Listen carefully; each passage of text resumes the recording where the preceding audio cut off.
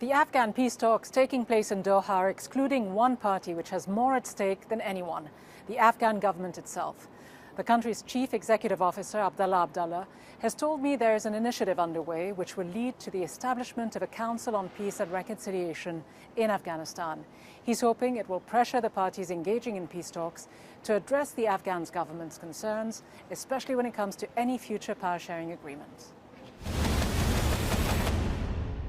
Mr. Abdullah Abdullah, thank you so much for being with us. Let me begin by asking you about a massive Taliban siege that has taken place over the last day or two, the siege of a government compound, an army base in West Badghis province. What's going on there right now? Is the situation under control? There was a serious situation there, so the government compound army base was under siege by the Taliban. Both sides had given casualties. But then yesterday we sent reinforcement in commandos. Still the fighting is going on, but that severe situation has been taken care of. In another district in the same province, fighting is going on. That's called Kamari. So we are talking about two districts in the same province. So two districts where fighting is going on, fighting between government forces and the Taliban. Where does this standoff leave the ongoing negotiations, the US-led negotiations with the Taliban then? These are not the only occasions of engagement or military engagements in the country, because there is no ceasefire in the country, and the fighting is going on in different parts of the country. So there isn't an arrangement for ceasefire. This is part of the Taliban military campaign. But does it hinder the peace process that's going on currently with the United States? And where do you stand on these talks? Are you in support of them? We are in support of the efforts by the United States, which has a component towards the middle of the process, because at the moment they are talking about Taliban relations with the terrorist organizations like Al-Qaeda and others, and Taliban have assured the United States that they will sever their links and they will not support those groups.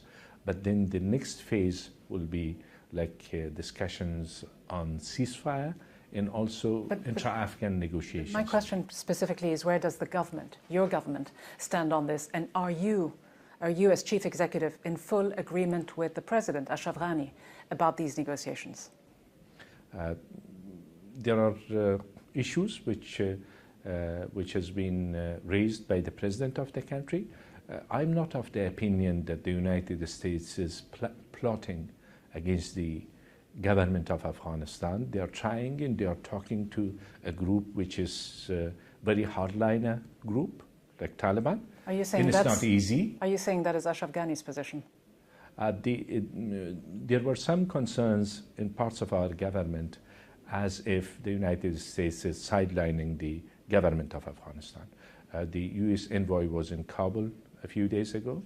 They briefed not only the government but all the politicians, and their view is that the main component of their talks with the Taliban is that Taliban should sit together with the government of Afghanistan and the other politicians of the country and talk about the future of the country. So what's holding this process back? Why aren't you sitting down with the Taliban? Is it the Americans wanting to keep you out?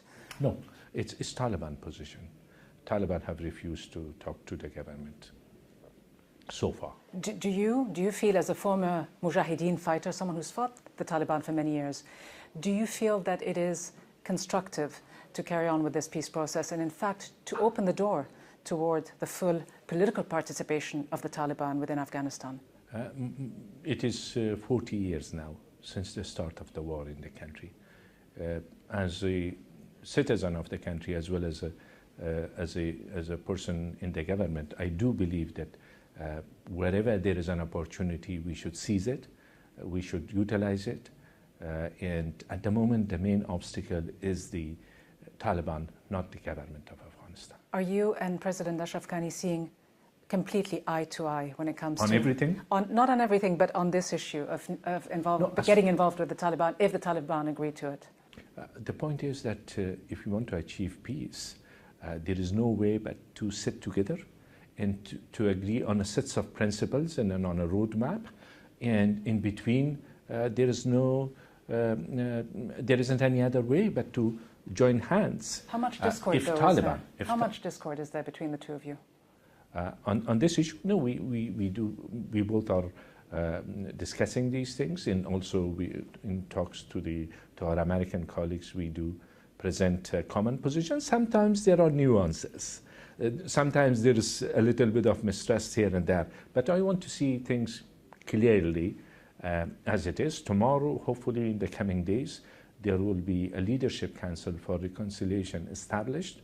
That was my proposal, that the government as well as other political leaders outside the government, we should sit together, be part of this council, and then decide about everything on peace and reconciliation in this body. But so if I understand you clearly, you, the government, would be interested in engaging with the Taliban. Yes. So if you are, wouldn't it be easy for you to convince the Americans to bring you on board somehow? I mean, they have enough leverage, I would imagine, over the Taliban. The Taliban have shown stubbornness so far. It's not the Americans who want to continue only talking to the Taliban. As part of their 4-element peace plan, one is intra-Afghan negotiations. In Taliban, so far, they have refused to accept that. Is it useful then to push the next round of negotiations in Doha that was expected soon? Is it useful to push it to the end of April, as Ashraf Ghani has apparently done, until after the Loya Jirga meets in Kabul? All these issues will be discussed in that leadership council which will convene in the coming 1 or 2 days in Kabul. So what to do with Doha? Do we have it on time? And meanwhile, I have to mention that Doha, if it does take place, it's a dialogue. People from both sides will get together. There will be government, non-government, and Taliban, and then there will be a dialogue. But how useful is this dialogue? How useful is this dialogue if you're not in it? Earlier as well, when there was a dialogue between politicians and the Taliban, a few things surfaced. Like those other politicians which had participated there, they insisted not on the names that this person or that person, but on the idea of Islamic Republic versus Islamic Emirate, which is what Taliban are asking. So these dialogues will not solve the problem forever, but it could be like an icebreaker between both sides. How would you like to see these talks develop? I would say that the sooner intra-Afghan negotiations start, that's the key. And that's the key demand by the Americans as well from the Taliban. That will be the start of a serious process. You emphasize the intra-Afghan component, and Ashraf Ghani himself has said that it has to be an inclusive process. But inclusiveness is important, of course. But he's been facing quite a bit of criticism for keeping quite a few people out and for favoring the Pashtuns. Do you think that is warranted criticism? The point is that if we insist that in the negotiations only government should participate and represent the whole of Afghanistan, there are a lot of other candidates. For example, I am a candidate, the president is a candidate, and there are other candidates. And in a few months' time, there will be elections. Those other candidates are saying that it will not suffice if it's only the government, but it has to be inclusive. But what do you say to those critics in the opposition who see Ashraf Ghani's approach as being quite divisive, as favouring the Pashtuns, of keeping some people out? What do you say to those? Do you agree with them? The point is that we are not into campaign season. We are working together with the president on important agendas like peace as well as elections, good elections. There are views. Is his approach inclusive? Is his approach inclusive as far as you're concerned? There is room for improvement, I should say, in that field. How do you see the role of regional powers, and specifically the role of your neighbour Pakistan? The Prime Minister Imran Khan has been saying that Afghanistan has been a hurdle to peace and hasn't been playing a very constructive role. He's talked about putting in place some kind of interim government. How do you view his approach and Pakistan's position in general? Pakistan is a neighbouring country of Afghanistan, but authorities in Pakistan can recommend anything as far as Pakistan is concerned, but when it comes to Afghanistan, it will be the people of Afghanistan who are going to decide what's in best interest of our country. Some of these terrorist organizations or Taliban which are fighting against us, unfortunately, they do enjoy some support in Pakistan.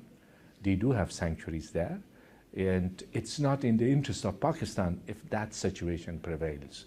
So it's important that we genuinely translate words into deeds and use whatever in our hands to support peace. And supporting peace in Afghanistan will be in the interest of the whole region.